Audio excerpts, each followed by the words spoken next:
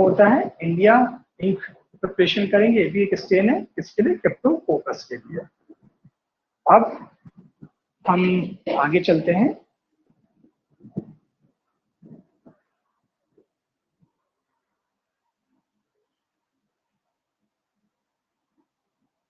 Spellings पे आप मत जाइए, आपको कहीं समझ नहीं आ रहा है तो आप जूम करके भी ब्लैक बोर्ड को देख सकते हैं, या तो हमारे सक्सेस पैथोलॉजी क्लास के व्हाट्सएप ग्रुप में पीडीएफ भी इसकी आपको प्रोवाइड कराई जाएगी। अब हम देखेंगे इसका फिजिकल एग्जामिनेशन।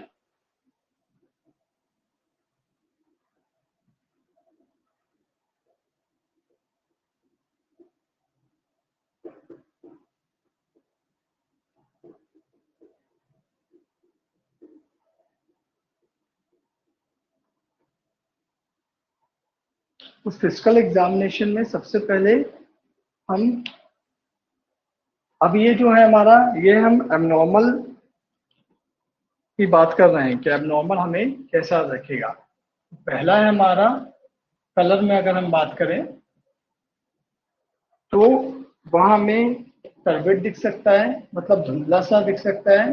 अभी हमने बात किया था जो नॉर्मल सीएसएफ होता है वो हमें क्लियर दिखता है, टर्बिड से मतलब है धुंधला सा दिखेगा हमें। या तो इसमें ब्लड मिक्स भी हो सकता है कि जो हमारी सब आइकोनाइड जो मेनिंजाइटिस वाला स्पेस है वहां पे अगर वो टूट जाएगी, टूटेगी वहां से, तो ब्लड जो है हमारा वो आएगा, तो ब्लड मिक्स भी हो सकता है। अब हम बात करेंगे कि हम टर्बिड अगर है तो उसमें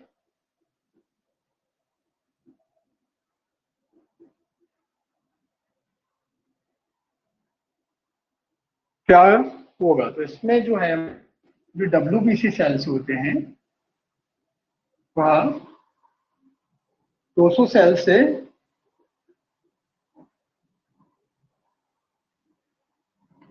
ज्यादा हो जाते हैं, तब हमें ये ऐसा धुंधला दिखता है। आरबीसी जो है वह 400 सेल से ज्यादा हो जाते हैं, तब हमें ये यहाँ पे टर्बिड दिखता है। या फिर और भी कारण हो सकते हैं, जैसे कि अगर इसमें माइक्रो ऑर्गेनिजम्स हैं उसकी क्वांटिटी ज्यादा हो जाएगी तो भी हमें यह धुंधला सा दिखने लगेगा।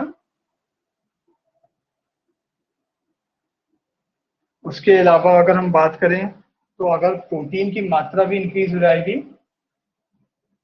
क्योंकि हम प्रोटीन का आप लोगों को आगे पढ़ाएंगे, प्रोटीन के टेस्ट होते हैं यूरिन के लिए, सीएसएफ के लिए भी, उसके अंदर अगर प्रोटीन भी इंक्रीज हो रहा है हमारा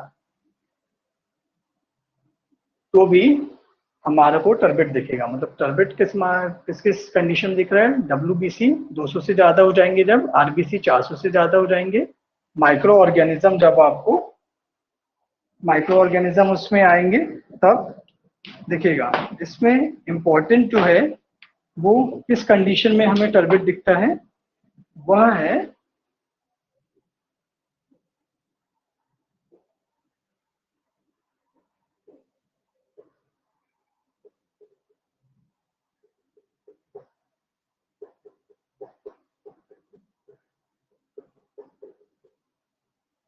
एक कंडीशन होती है न्यूमोकोकल मेनिंजाइटिस।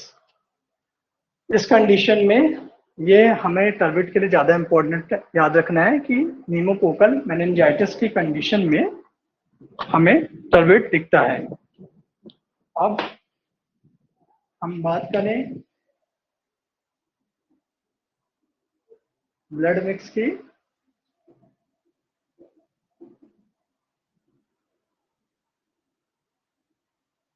तो ब्लड मिक्स हमें, अभी मैंने आपको बताया लेयर होती है सब आर्कोनाइड की, जो हमारी स्पेस होता है वहां पे हमारा सीएसएफ फ्लूइड होता है। तो अगर वो कहीं से टूट फूट जाएगी तो क्या होगा कि वहां से ब्लड और सीएसएफ मिक्स होगा। तो इसलिए ब्लड मिक्स की कंडीशन कब बनेगी, जब सब एल्कोलाइड जो हमारा स्पेस है उसमें किसी प्रकार का हैमरेज हो जाता है।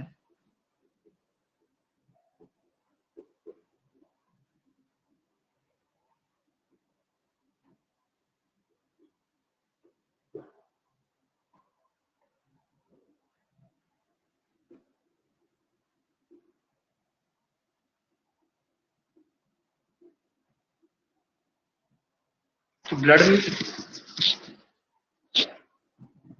मिक्स कब दिखेगा हमें, जब सब एल्कोनाइट जो हमारा स्पेस है उसमें हेमरेज मतलब कहीं से वो टूट फूट जाएगी अगर, तब हमें उसमें ब्लड मिक्स दिखेगा।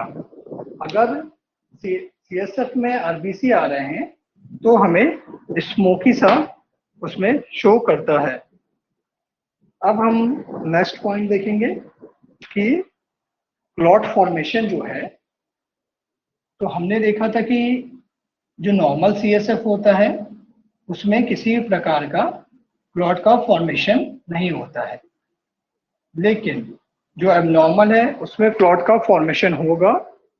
वो किन कंडीशन में होगा, जब प्रोटीन की मात्रा इंक्रीज हो जाएगी,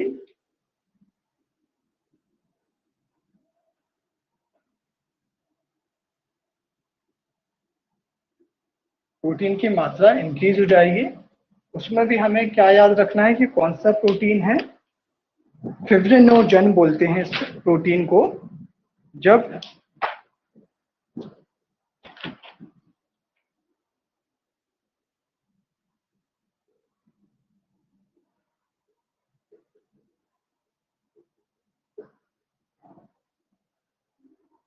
क्लॉट कब दिखेगा, जब फिब्रिनोजन एक तरह का प्रोटीन होता है, जब वहां सीएसएफ में इंक्रीज होगा तब क्लॉट फॉर्मेशन होगा।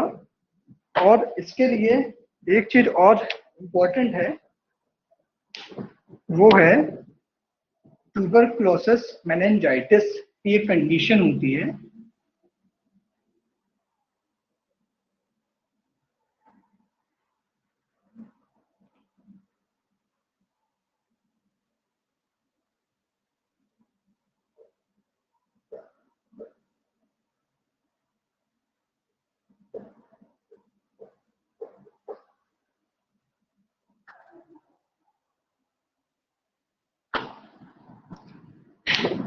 ट्यूबरक्लोसिस मेनिंजाइटिस की एक कंडीशन होती है, उस कंडीशन में भी क्लॉट का फॉर्मेशन होता है। अब हम चौथा पॉइंट देखेंगे, स्पेसिफिक ग्रेविटी।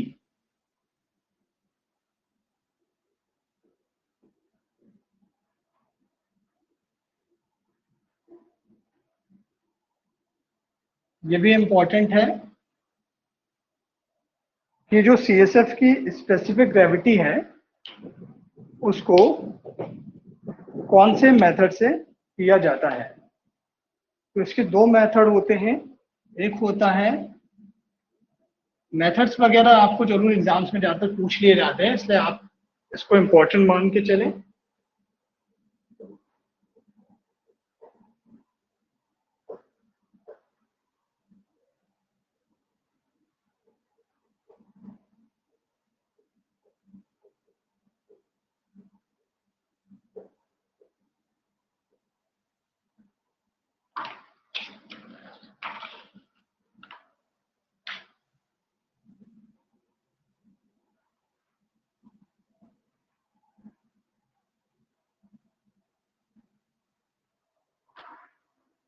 ये दो मेथड हैं जिससे इसकी स्पेसिफिक ग्रेविटी देखी जाती है। तो हमने ये एबनॉर्मल जो हमारा सीएसएफ फ्लूइड है, हम उसके बारे में यहाँ बात कर रहे हैं। उसका फिजिकल एग्जामिनेशन हमें वो देखने में कैसे प्रतीत हो, कलर में हमें टर्बिड दिख सकता है, या अपेयरेंस की भी आप बात करें कि अपेयरेंस या कलर की बात हो रही है यहाँ पे, टर्बिड या ब्लड मिक्स दिखेगा। टर्बिड इस कंडीशन में दिखेगा, टर्बिड मतलब धुंधला सा दिखेगा आपको, जब डब्ल्यूबीसी 200 सेल से ज्यादा हो जाएंगे, आरबीसी 400 सेल से ज्यादा रहेंगे, या प्रोटीन की क्वांटिटी इंक्रीज होगी, तब हमें वह जो सीएसएफ है वह धुंधला सा दिखेगा। इसके हम आगे टेस्ट पढ़ेंगे कि प्रोटीन के लिए हम आगे से टेस्ट पढ़ेंगे क्यों और कैसे टर्बिड दिख रहा है। इसके अलावा माइक्रो ऑर्गेनिज्म अगर प्रेजेंट रहेंगे तब भी टर्बिड दिखेगा। इसके लिए एक कंडीशन है जो इम्पोर्टेंट है, न्यूमोकोकल मेनिंजाइटिस बोलते हैं इसे। अब ब्लड मिक्स में हम देखेंगे तो हमने आपको बताया कि सब एल्कोनाइट जो स्पेस होता है वहां सीएसएफ होता है। जब वो स्पेस जो है वहां पे अगर वो रैप्चर या टूटेगा फूटेगा तो वहां पे हेमरेज होगा, वहां पे ब्लड मिक्स होगा उसमें, तो सब एल्कोनाइड हैमरेज की कंडीशन में हम जब ब्लड मिक्स की बात करेंगे सब एल्कोनाइड हैमरेज आपको याद रखना है। या आरबीसी जब आपके सीएसएफ में आएगा तो उसे स्मोकी कंडीशन भी बोलेंगे। क्लॉट का फॉर्मेशन, नॉर्मल जो सीएसएफ है हमने देखा था उसमें किसी प्रकार का क्लॉट फॉर्मेशन नहीं होता है, लेकिन जो हमारा नॉर्मल सीएसएफ है उसमें कब होता है, जब इंक्रीज होगा प्रोटीन की क्वांटिटी इंक्रीज होगी। उसमें भी किस प्रोटीन के द्वारा, फिब्रिनोजन, हमें याद रखना है कि फिब्रिनोजन प्रोटीन इंक्रीज हो रहा है तो हमारा क्लॉट फॉर्मेशन होगा।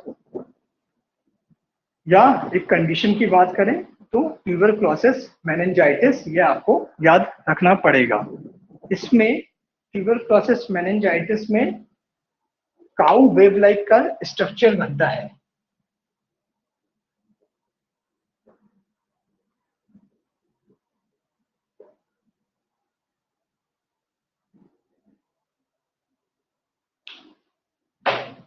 काउ वेव लाइक स्ट्रक्चर इसमें बनता है।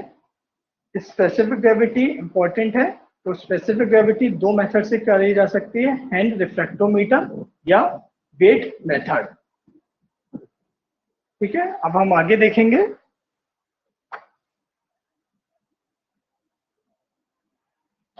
इन सबके आपको पीडीएफ हमारी सक्सेस पैथोलॉजी क्लासेस के व्हाट्सएप ग्रुप पे हम आपको प्रोवाइड करेंगे। तो जहां आपको समझ में ना आ रहा हो स्पेलिंग वगैरह, वो उसमें बहुत क्लियर से आपको समझ में आ जाएंगी। अब हमने जो स्पेसिफिक ग्रेविटी हमने सीएसएफ का देखा वेट मेथड, उसका एक फॉर्मूला है, हम वो देख लेते हैं।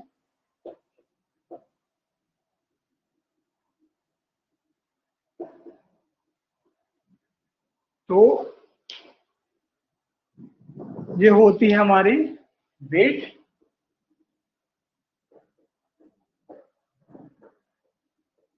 Of CSF upon volume.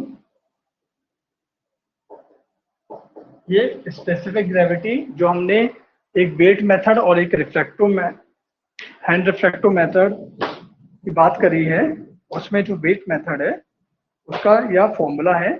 तो इसमें हमें और सब याद रखना है कि ऊपर वेट आ रहा है, नीचे वॉल्यूम आता है।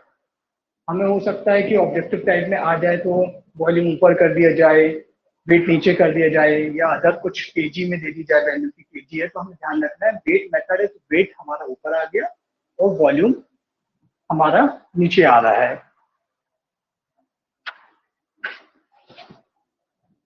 अब हम बात करेंगे माइक्रोस्कोपिक एग्जामिनेशन की। अब यहाँ थोड़ा विशेष ध्यान दें, हम कुछ अलग सी चीजें पढ़।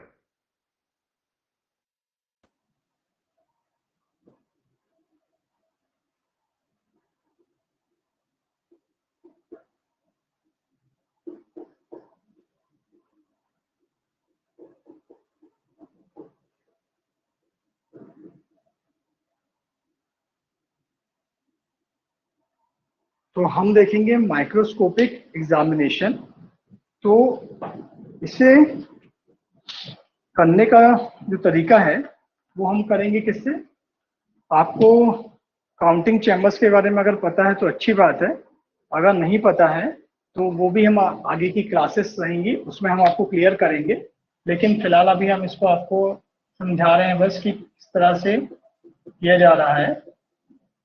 तो हमारा है काउंटिंग चैम्बर होता है, इसमें हम दो काउंटिंग चैम्बर यूज हो रहे हैं हमारे, दो काउंटिंग चैम्बर की मेथड से हम करेंगे।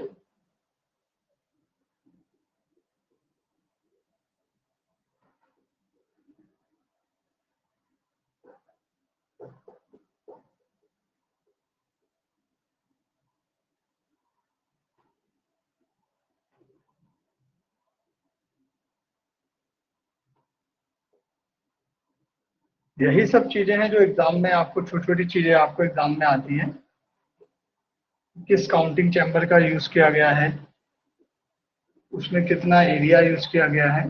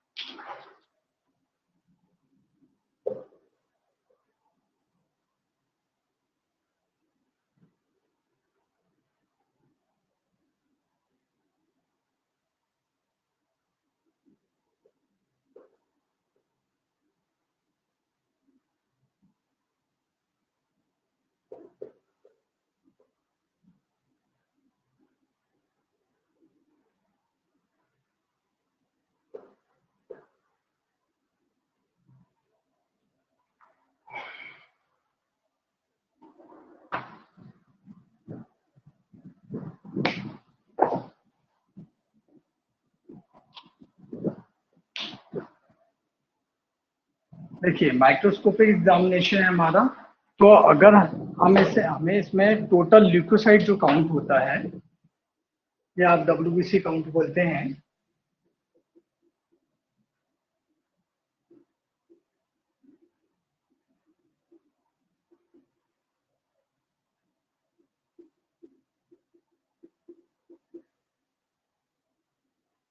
टोटल ल्यूकोसाइट जो काउंट करना है हमें, वह हम इन चैम्बर्स की मदद से करते हैं। ये इन्हें हम काउंटिंग चैम्बर बोलते हैं। इसमें हम दो चैम्बर का यूज कर रहे हैं। एक हमारा होता है, एक चैम्बर हमारा जो है उसे बोलते हैं फुश रोजेंथल चैम्बर, काउंटिंग चैम्बर, और एक होता है इम्प्रूव न्यूबास चैम्बर। ज्यादातर लोगों ने इम्प्रूव न्यूबास चैम्बर का नाम सुन रखा होगा, लेकिन कम ही लोग शायद फुश रोजेंथल काउंटिंग चैम्बर के बारे में जानते होंगे। इसे हम डायग्राम के माध्यम से भी हम आपको समझा देंगे, और डिटेल में हम इसको बाद में डिटेल में हम बात करेंगे। जो फुश रोजेंथल होता है, उसमें जो उसका डेप्थ होता है, उसकी गहराई होती है, वो 0.2 mm होती है, या तो हम 2/10 भी इसे बोल सकते हैं। जिसे यह समझ में ना आया हो 2/10 कैसे हुआ, तो एक नॉर्मल मैथमेटिक्स होती है। ये ये लिखा है 0.2। जब हम इसका दशमलव करेंगे तो हम यहाँ 1 लिखते हैं, और जितना पीछे डिजिट्स होते हैं हमें उतने जीरो लगाने होते हैं। तो इस प्रकार से ये 2/10 हो जाता है इसका एरिया। इसी प्रकार से हम बात करें तो जो 0.1 है, इसका हम जब दशमलव लग करेंगे तो नीचे 1 आएगा, और एक डिजिट है हमारा तो यहाँ 0 आएगा।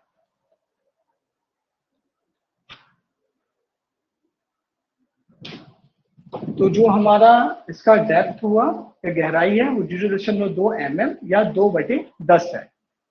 जो इसका काउंटिंग एरिया है वो 16 mm² है।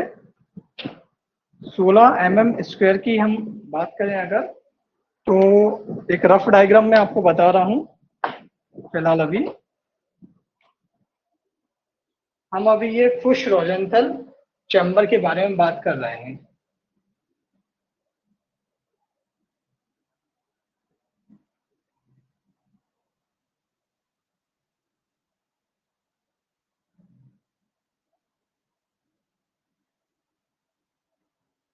ये देखिए आप, तो ये जो हमारा एरिया है,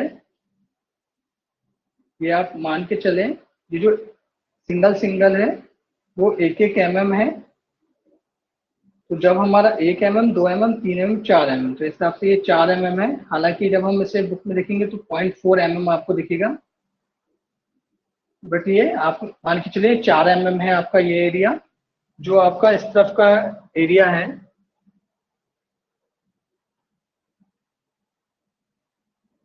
वो भी ऐसे आपका 4 mm है। और जो इसकी डेप्थ है,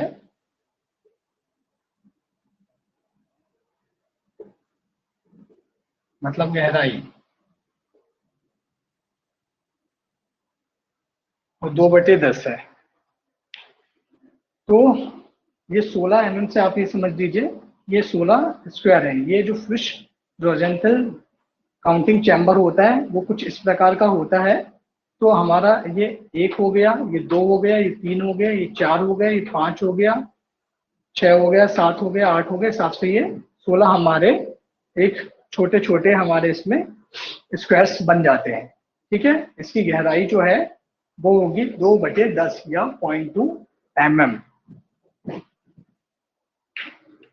इसे हम डायग्राम के रूप में आगे जब हम डिस्कस करेंगे चैम्बर्स के बारे में कभी, तो हम बहुत अच्छे से डायग्राम से भी आपको अलग से समझाएंगे।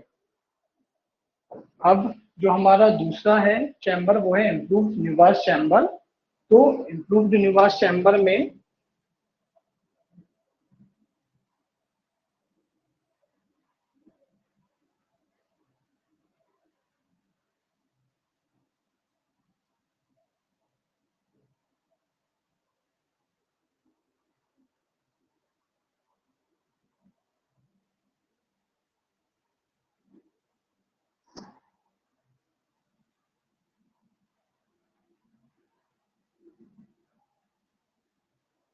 ये जो एक एक बॉक्स होता है वो 1 mm का होता है। तो इस हिसाब से 1 mm, 2 mm, 3 mm, तो ये ऐसे 3 mm, और अगर आप इधर से भी देखेंगे तो 3 mm हो जाता है हमारा ये। इसकी जो गहराई है वो होती है 0.1 mm या 1/10 mm। तो जो 9 mm² हमारा काउंटिंग एरिया है वो इसी प्रकार से आ रहा है कि 1, 2, 3, 4, 5, 6, 7, 8, 9। तो हम आगे बात करेंगे कि ये हमारा दोनों, आपने ये इसका रफ डायग्राम के थ्रू फिश रोजेंथल काउंटिंग चैम्बर समझ लिया। अब इम्प्रूव्ड न्यूवास चैम्बर भी आपने समझ लिया।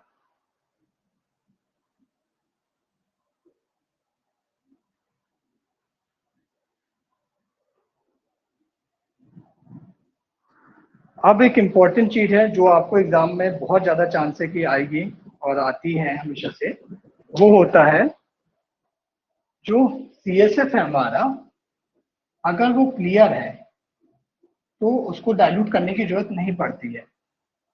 लेकिन अगर वो क्लाउडी है, मतलब कि उसमें धुंधलापन है या वो गाढ़ा है, तो उसमें हमें डाइल्यूटिंग फ्लूइड की आवश्यकता होती है, जिससे कि जब हम इसे न्यूवास चैम्बर में देखें तो हम बहुत आसानी से उसमें ल्यूकोसाइट्स देख सकें। तो ये बहुत इंपॉर्टेंट है, आप मान के चलिए कि आपको एग्जाम में आने के चांस है कि सीएसएफ का डाइल्यूटिंग फ्लूइड क्या होता है, वो आपको एग्जाम में आने के चांसेस बहुत होते हैं। तो जो सीएसएफ का डाइल्यूटिंग फ्लूइड होता है, आप याद करने के लिए परसेंटेज वगैरह इसमें रहते हैं, लेकिन आप याद रखने के लिए सिर्फ इसमें ध्यान रखिए कि एसिटिक एसिड होता है प्लस मेथाइलिन ब्लू।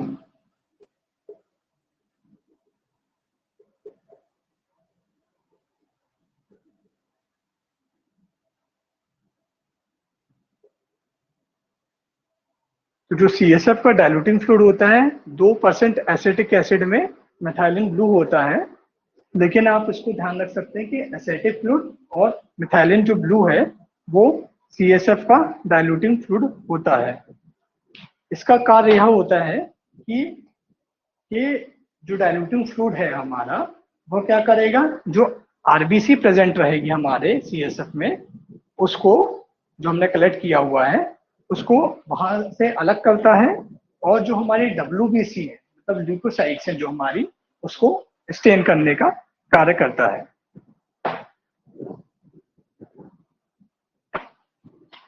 अब हम एक छोटी सी चीज इसमें और देखेंगे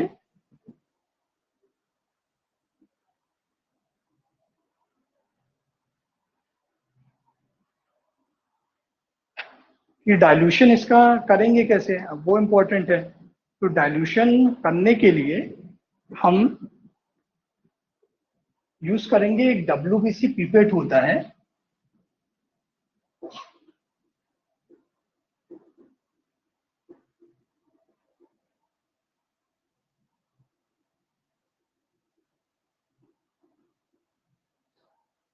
ठीक है, डब्ल्यूबीसी पिपेट होता है। तो आप इसे रफ डायग्राम में से समझ लीजिए कि किस टाइप का ये पिपेट है।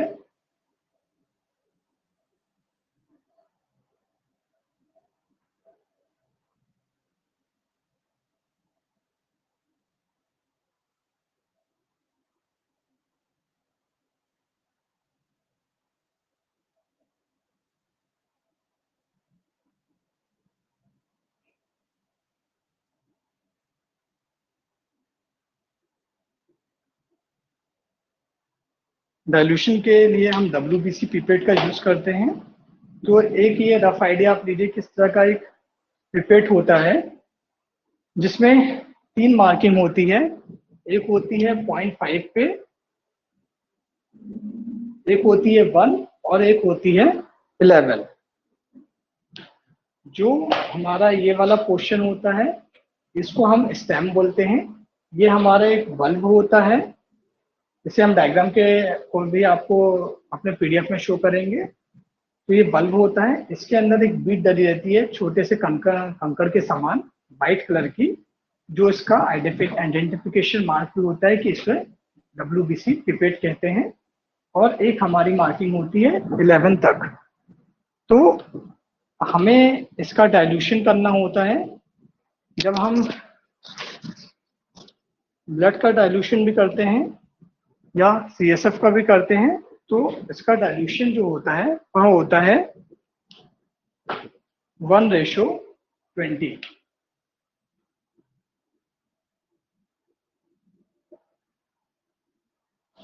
अब डाइल्यूशन करना है तो हम कैसे याद रखें कि हमें कौन सी चीज कितनी मात्रा में लेनी है।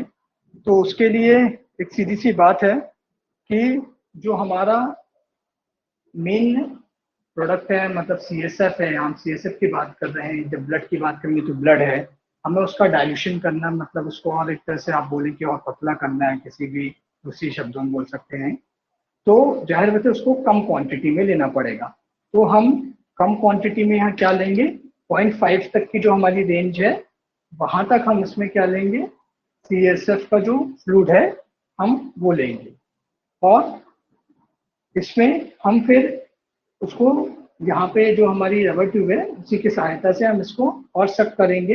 तो जो हमारा ये 11 तक है, यहाँ 11 तक हम लेंगे डाइल्यूटिंग फ्लूइड हमारा। ठीक है, तो हमने क्या देखा कि जो WBC या टोटल लिक्विसाइड काउंट करना है उसे हम इन चैम्बर्स के द्वारा हमें करना है, जिसे काउंटिंग चैम्बर्स कहा जाता है।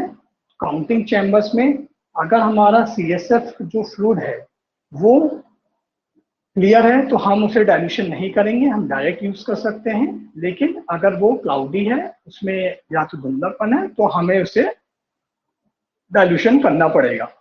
डाइल्यूशन करने के लिए WBC पिपेट का यूज करते हैं। वो उसका रफ डायग्राम समझिए कुछ इस प्रकार से दिखता है। तो यहाँ हमारे इसमें 3 मार्किंग होती है, यहाँ भी पेपर के पॉइंट से इम्पोर्टेंट है। एक 0.5 पे मार्किंग होती है, एक 1 मार्किंग होती है, एक 11 मार्किंग होती है। तो हम डाइल्यूशन कर रहे हैं किसी भी चीज का, तो जिस भी चीज का हमें डाइल्यूशन या उसको पतला करना है, कहने का मतलब है, तो हम उसे कम क्वांटिटी में लेंगे और उसमें डाइल्यूटिंग फ्लूइड ज्यादा मिलाएंगे। तो 0.5 तक हमने क्या लिया है, CSF ले लिया है, और 11 तक हमने फिर क्या भर लिया, इसमें डाइल्यूटिंग फ्लूइड है जो हमारा, वो हमने जो अभी पढ़ा डाइल्यूटिंग फ्लूइड हमारा CSF का 2% एसिटिक एसिड जो होता है मिथाइलिन ब्लू के साथ, हम वो ले लेते हैं। तो जो डाइल्यूशन हमारा बनता है वो कितना बनता है, 1:20। तो आप ये मान के चलें, ये भी बहुत इंपॉर्टेंट क्वेश्चन है कि जो CSF में WBC काउंट करना है तो उसमें कितना डाइल्यूशन यूज किया जाता है। उसमें डाइल्यूशन जो हमें यूज कर रहे हैं 1:20 डाइल्यूशन यूज होता है हमारा।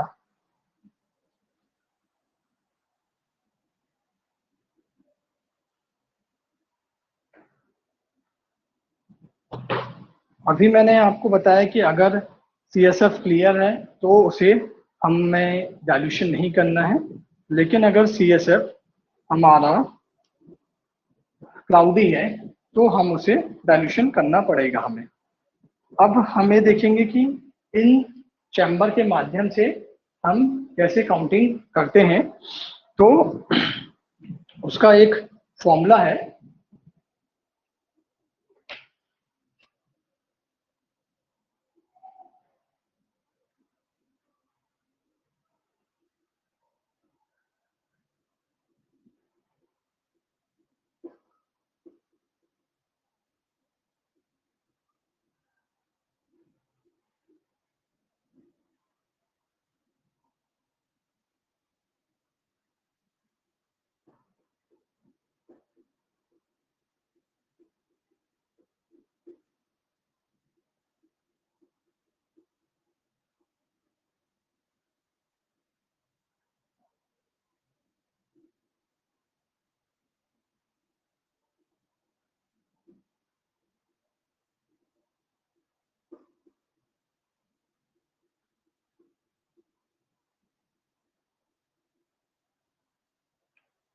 तो ये फॉर्मूला है इसका, ल्यूकोसाइट्स इन CSF में हमें काउंट करनी है।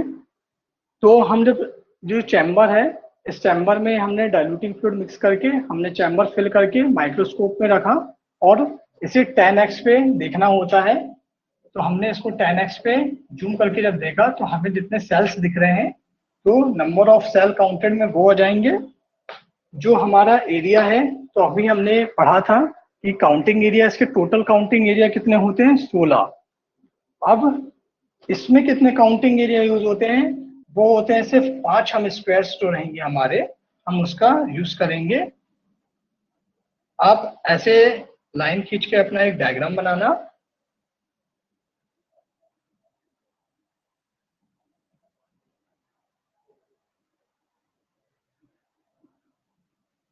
एक, दो, तीन, चार, 5, 6, 7, 8, 9, 10, 11, 12, 13, 14, 15, 16।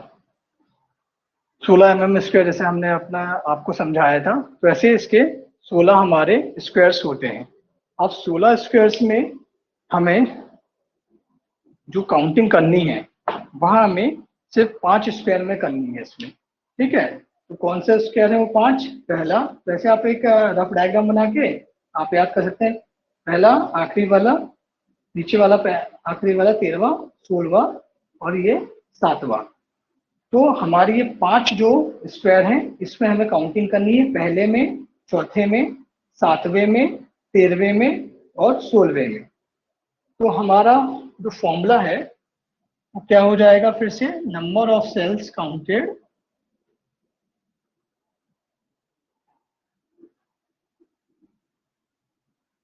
Upon area. हमने क्या बात करी, हमने 5 स्क्वायर लिया है, 1, 2, ये 3, ये 4 और ये 5। तो यहाँ आ गया 5। हमने यहाँ डेप्थ देखी थी, डेप्थ कितनी है इसकी, गहराई 0.2 या 2/10। तो ये आ गया हमारा 2/10। हमारा ये फॉर्मूला आ गया। अब ये 10 जो है, हम चाहें तो, जिन्हें मैथ नहीं भी आती हो तो बता दें कि ये जो 10 है वो अगर बटे में रहता है तो यहाँ ऊपर चला जाता है। ठीक है, तो ये हमारा हो गया number of cell counted into 10 upon ये अपना एरिया काउंटेड। 5 अपन ने स्क्वायर्स लिए हैं, तो ये 5 आ गया। और ये गहराई है अपनी 2/10 थी, तो 2 यहाँ आ गया, 10 यहाँ ऊपर आ गया। ये फॉर्मूला किस चीज के लिए है, जब हमारा CSF जो है वो हमने उसका डाइल्यूशन नहीं किया है। ठीक है, डाइल्यूशन नहीं किया है तब यह हमारा फॉर्मूला यूज होता है। अगर हमने डाइल्यूशन किया हुआ है, जो 1:20 डाइल्यूशन है, वो अगर हमने किया हुआ है, तो फॉर्मूला हो जाएगा number of cell counted into dilution.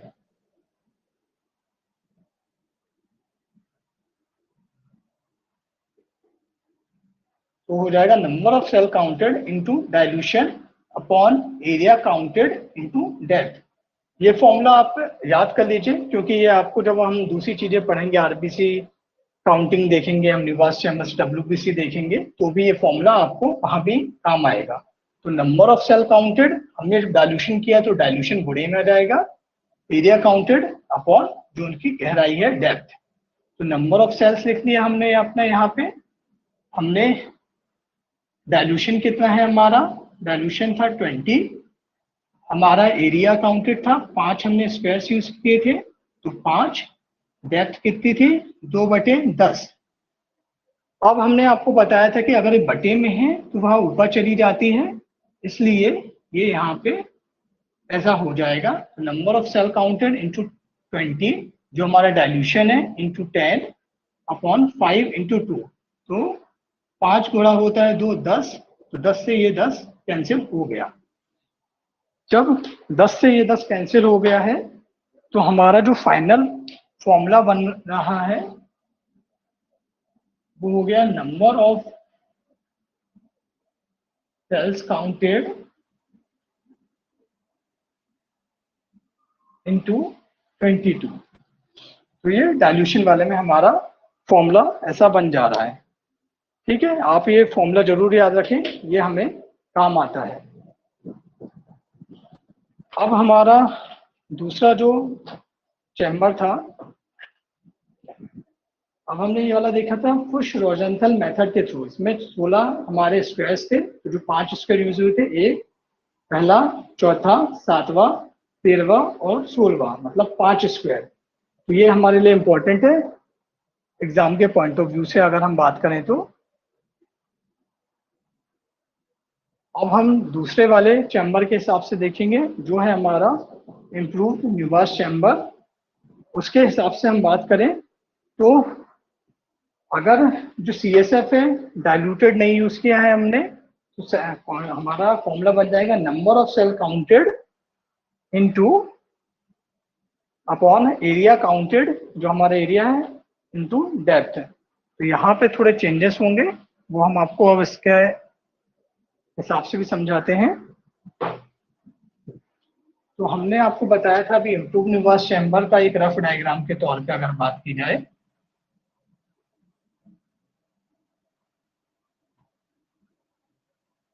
तो इसमें जैसे उसमें 16 स्क्वायर थे, इसमें 9 स्क्वायर है। 1 2 3 4 5 6 7 8 और ये 9 स्क्वायर होते हैं इसमें। तो जो हमारा अब इम्प्रूव न्यूवास चैम्बर है, उसमें हम जो एरिया है वो 9 स्क्वायर यूज करेंगे। तो यहाँ पे हमारा एरिया काउंटेड में रहेगा क्या, 9।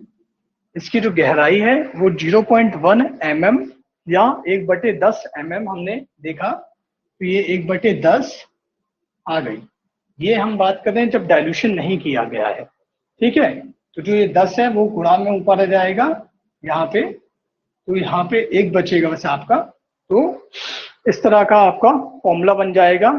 अब हम बात करें कि अगर हमने डाइल्यूशन किया है हमारा, तो डाइल्यूशन सेम इसमें भी सेम प्रोसीजर रहेगा, WBC पिपेट से करेंगे।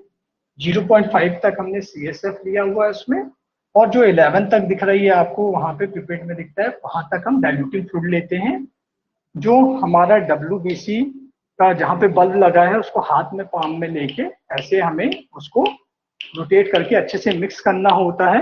और जो ये चैम्बर्स होते हैं ना, उसमें चैम्बर्स में हम फिल करते हैं। चैम्बर्स हम अलग से पढ़ेंगे दूसरी क्लास में। तो हम चैम्बर्स में फिल करते हैं, माइक्रोस्कोप में 10x पे हम देखते हैं, ठीक है। तो ये जो हमारा है इसमें होते हैं हमारे 9 स्क्वायर, जो इम्प्रूव्ड न्यूवास चैम्बर है। जो रोजेंथल चैम्बर था उसमें थे 16, जो हमारा इम्प्रूव्ड है उसमें है हमारे 9। तो इसमें हमने यूज किए पूरे के पूरे 9 जो हमारे स्क्वायर्स हैं वो यूज किए हैं। जो गहराई है वो 0.1 mm या 1/10 mm होती है। तो 1/10 से 10 ऊपर आ गया हमारा। अब हमने अगर डाइल्यूशन यूज किया तो डाइल्यूशन, इसमें भी फॉर्मूला बन जाएगा number of cell counted into dilution, जो कि हमारा कितना है 20, 1:20। तो ये 20 हमारा डाइल्यूशन है, तो हमारा ये 20 रहेगा। Number of cell counted into dilution हमारा 20, और ये 1/10 है हमारा। तो ये 10 हमारा आ गया फिर से ऊपर हम बात करें तो ये हमारा जो फॉर्मूला बन जा रहा है, कहने का मतलब है डाइल्यूशन वाले के लिए नंबर ऑफ सेल काउंटेड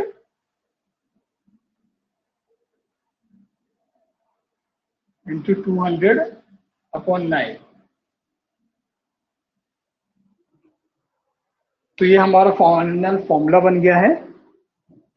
आपको जहां भी स्पेलिंग्स ना समझ में आए तो आप जूम करके भी देख सकते हैं वीडियो को, या तो हमारे सक्सेस पैथोलॉजी क्लास की जो व्हाट्सएप ग्रुप है, हम उसमें पूरा आपको सिस्टमेटिक तरीके से लिखित रूप में ये सब प्रोवाइड कर रहे हैं कि जैसे जैसे हमने आपको पढ़ाया है इसमें लगभग सारे इंपॉर्टेंट पॉइंट्स हमने कवर किए हैं। आशा करता हूँ कि आपको मेरी ये क्लास पसंद आई होगी। और इसके अलावा हम इसका जो बाकी का पोर्शन है वो हम अपनी अगली जो हमारी क्लास रहेगी हम उसमें देखेंगे, क्योंकि हमारी यह क्लास बहुत लंबी खिंच रही है। तो हम जो बाकी का इसका पोर्शन रह गया है वह हम अपनी अगली क्लास में डिस्कस करेंगे, जो भी चीज़ छूट गई होंगी। और बाकी जो अभी केमिकल एग्जामिनेशन वगैरह बचा हुआ है वो सब चीज़ें हम अपनी आगे की क्लास में देखेंगे। तो आप वीडियो को देखिए, आपको किसी भी प्रकार की समस्या लग रही हो तो मुझे बताइए कि क्या कमी है इसमें। और मैंने अपनी तरफ से पूरी कोशिश करी है कि जैसा मैंने अपने व्यापम एग्जाम के लिए पढ़ाई करी थी, मैं आपको पूरा उससे उससे भी बेटर तरीके से बुक से ढूंढ ढूंढ के आपको सब चीज़ें समझा रहा हूँ। और आशा करता हूँ आपको मेरी क्लास पसंद आई होगी। बाकी की क्लास हम, जो इसमें बचा हुआ पोर्शन है हमारे सीएसएफ में, वो हम अगली क्लास में डिस्कस करेंगे। Thank you. Success pathology class को सब्सक्राइब करिए।